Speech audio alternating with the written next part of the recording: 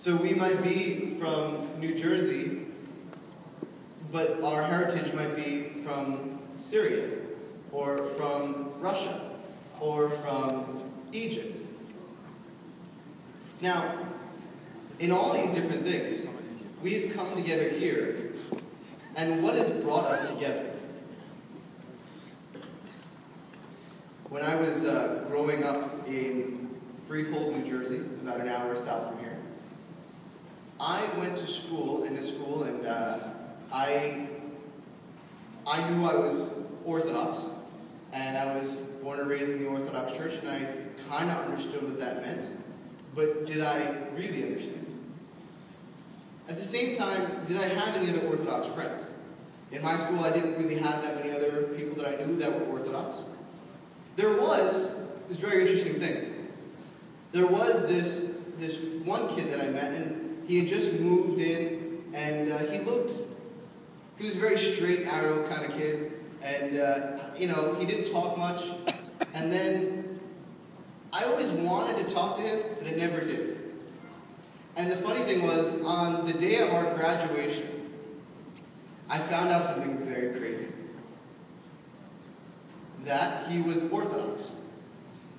The way I did was because his father, who was an Orthodox priest, came up in a black cassock and cross, and I go, oh my God. And for the longest time, I had gone to school with this one fellow student, and I never really saw, or never really brought that, communicated to him that I was Orthodox.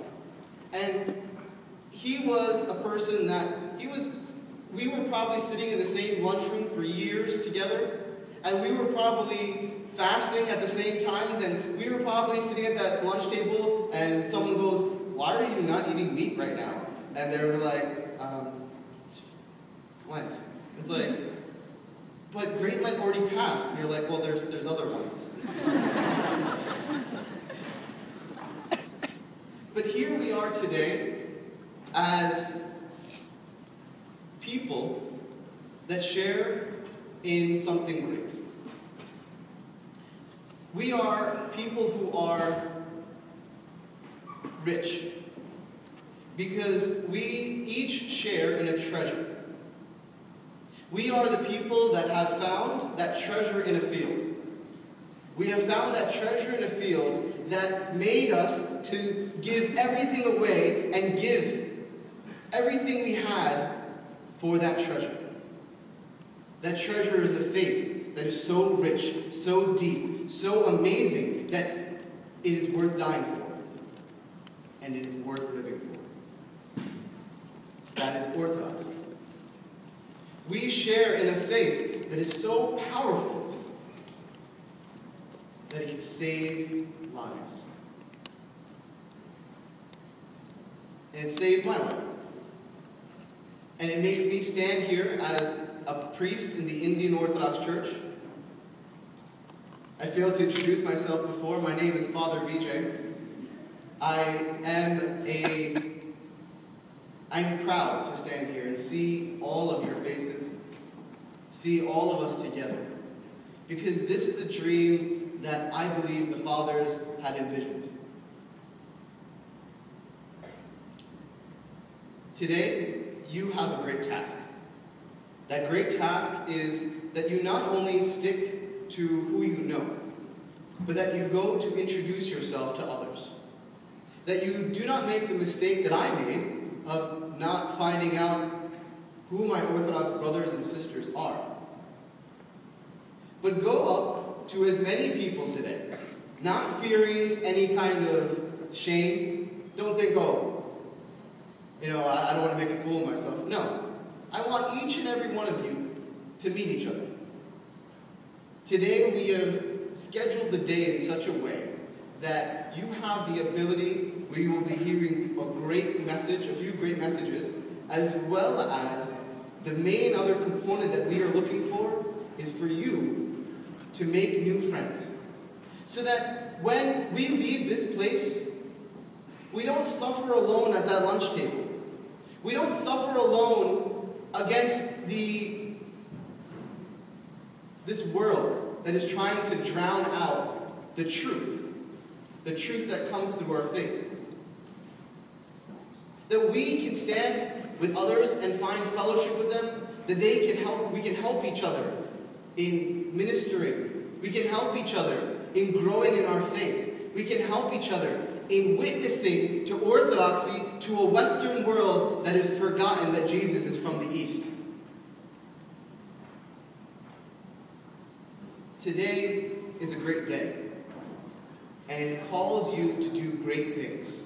It calls you to look at one another and say, that is my brother, that is my sister, and to go introduce yourselves. So I hope that you take this one very important task to heart. Make friends. Love your neighbor as yourself. Today we have so many great things planned, and one of the things I wanted to mention to you as a logistical idea is the people in white shirts that are white shirts and black pants. They are the ushers. Please find them if you need anything, or please follow the directions especially. If you need anything else, if you need to come see one of the main coordinators, John Malik in a suit. Where's John? John. There's John. John, stand up. So if there's any... Yes.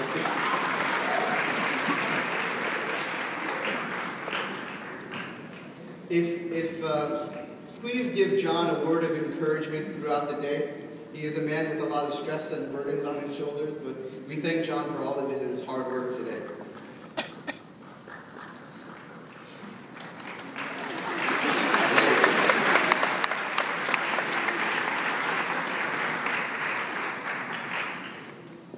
So I see a lot of faces that are just kind of down. Can everyone just smile?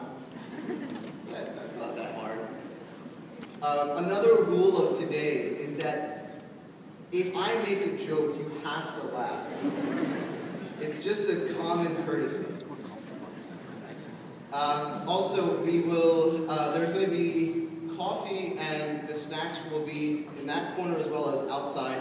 If you need to go to the bathroom or go out, please do not walk in the front. Please walk through the back. But I ask that during the speaker sessions, please limit your mobility and just stay there, because there's some great things that God has in store for you here today. Another rule that I have for you today is if you have the ability, please take notes. I have the honor and the privilege of introducing today's speaker, the main speaker for today. And I am blessed to be one of his students. When I was telling you I was growing up in Freehold, New Jersey as a cradle Orthodox, I thought I knew what Orthodoxy was, but it never really solidified. But the thing is, we here in America are blessed because we have many seminaries, Orthodox seminaries, that can really open our eyes. Holy Cross is here today, Holy Cross in Boston. We also have St. Tikhon Seminary and St. Nurse's Seminary. And the seminary that I went to, St. Vladimir's in Yonkers, New York, or Scarsdale, New York, that was a place where my eyes were opened up. It was like when I went to St. Vladimir's, I learned what Orthodoxy was, and something that we sometimes, we think we know, but we have no idea. It's not the real world, but no one laughed at that. That's a joke. But going to St. Vladimir's was as if Jesus had come and taken mud and placed it on my eyes and removed it, and I could finally see. And Orthodoxy is so revolutionary. The faith of the fathers and the writings of the fathers and what our faith means is so revolutionary that it literally just opens your eyes to a whole new world. I was blessed to go to St. Vladimir's, and I know that all the seminaries have that experience of that you learn this great mystery that is our faith. And one of the best parts of my seminary experience was being in classes with Father, very Reverend Dr. John Baird, because he was kind of like, I don't know if this analogy is going to work, but do you remember from The Matrix? When, Neo is about to go into the rabbit hole and can take the red pill or the blue pill, and then he just gets every class, every single lecture that I have heard Father John Baird speak has made me go down the rabbit hole.